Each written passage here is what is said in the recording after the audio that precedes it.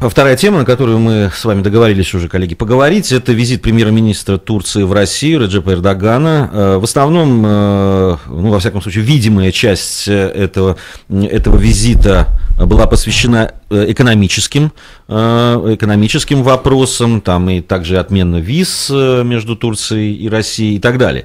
Но все же вот мне хотелось бы сконцентрироваться на российско-турецких отношениях и влиянии Турции на политические процессы, которые происходят в регионе Южного Кавказа. И есть ли что-то, о чем, может быть, мы либо просто не увидели вот в этом визите, либо это было где-то в кулуарах, об этом говорилось. Была ли какая-то политическая подоплека вот этого визита, Исмаил Алиевич, ваше мнение? Ну, прежде чем ответить на ваш вопрос, я хотел бы сказать, что на самом деле для сегодняшней турецкой власти больше, первым делом стоит именно экономические отношения в регионе. Турция занимает 17 место в мире по своему экономическому развитию. И для Турции Россия является очень серьезным экономическим партнером. Но, с другой стороны, отвечая на ваш вопрос, я хочу подчеркнуть правоту ваших слов в том отношении, что именно эта власть впервые, можно сказать, после Второй мировой войны начала вести активную внешнюю политику.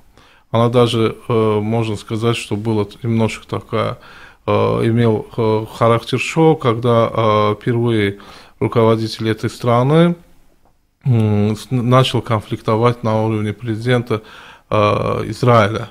Мы помним эту встречу, когда он активно сам же начал этот конфликт. Но хотелось бы сказать, что до прихода к власти Эрдогана внешняя политика Турции в регионе была очень пассивная. Например, после Второй мировой войны, когда обращались к ним, что очень большое количество турков, живущих на территории Ирана, не имеют, нарушаются их права, они говорили, что это внутренняя политика Ирана, и мы не имеем права вмешиваться в это. На сегодняшний день надо сказать, что особенно после войны, которая случилась между Россией и Грузии, активная политика ведется со стороны как Турции, так и Ирана. И Турция, и Иран, я думаю, что и Россия поняли одно, что лучше без внешних игроков решать вот те конфликтные вопросы, которые существуют в регионе. Но это возможно делать? Потому что внешние игроки, понятно, что без них всегда легче, но они присутствуют все равно. Нет, я не говорю о том, что без них это, конечно же, невозможно делать, но то, что здесь, с другой стороны, я могу ответить на этот вопрос другим, что без этих стран внешние игроки не решат вопрос, это уже точно. Мне бы хотелось остановиться на некоторых моментах, которые способствовали активизации политики Турции. Это курдский вопрос, который очень сильно обострился после де-факто независимости Иракского Курдистана. Это вынужденное, после этого Турция была просто обязана пойти на сотрудничество с Ираном с целью решения курдской проблемы.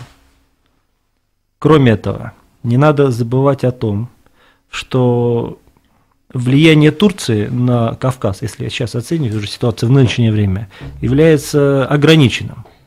С одной стороны, Турция имеет хороших партнеров, если говорить о Грузии или Азербайджане, в первую очередь Азербайджане. В то же время, когда Турция предложила платформу безопасности, при этом было как сказано, у нас есть свои партнеры, у России свои партнеры, подзвонилась Армения. Давайте мы сделаем единую систему безопасности, при этом Исламская Республика Иран не рассматривалась в этой платформе безопасности.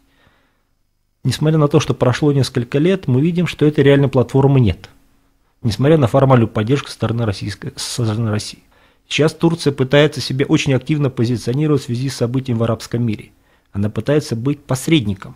И не только в отношении ливийской проблемы. Турция занимает активную позицию, она хочет быть посредником между Западом и мусульманским миром. Насколько это удается, это тоже обсуждаемо. Но тем не менее, я хотел подчеркнуть, что происходит изменение по многим направлениям. И иногда трудно оценить в данный момент ситуацию. Но то, что Турция стремится стать супердержавой в регионе, это однозначно. Но у нее здесь есть конкуренция. В Ереване сделано одно очень интересное, на мой взгляд, заявление. Это секретарь парламентской фракции правящей республиканской партии Армении Эдуард Шармазанов сказал о том, что встреча президента России Дмитрия Медведева и премьер-министра Турции Реджепа Эрдогана в годовщину подписания Московского договора 1921 года не повлияет на отношения, армянско-российские отношения. Уже одно то, что об этом было сказано, говорит о том, что вот сама увязка вот этой встречи на высшем уровне к Московскому договору 1921 года, по которому, я напомню, Карская область и ряд других районов Западной Армении отошли к Турции, она все-таки болезненна. И вообще мешает ли что-то развитию, не что-то, а конкретно армянский вопрос, развитию российско-турецких отношений? Ведь не секрет, что Армения главный форпост российской политики на Южном Кавказе. 1921 года, надо сказать, что в 1921 году, когда заключались эти договора, уже было, надо сказать, что можно было говорить фактически уже не о армянских землях, а о российских землях, и эти договора заключались между Россией и Турецкой Республикой.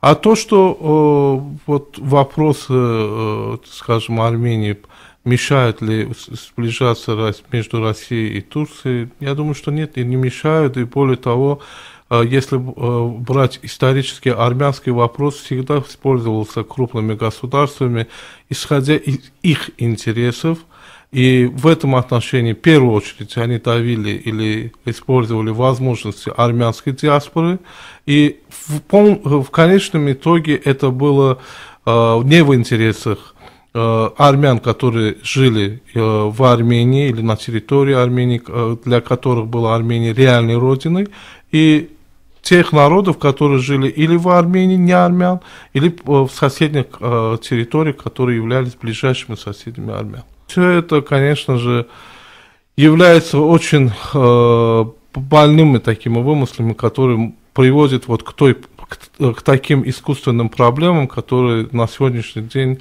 мы видим на примере Нагорного Карабаха, в котором жило до конфликта 120 тысяч населения. Благодаря этому конфликту более 1,5 миллиона беженцев с этой страны. И на этой территории сегодня живут там от силы 40 тысяч населения, где большая часть военные. И уровень жизни намного ниже, чем было до этого конфликта.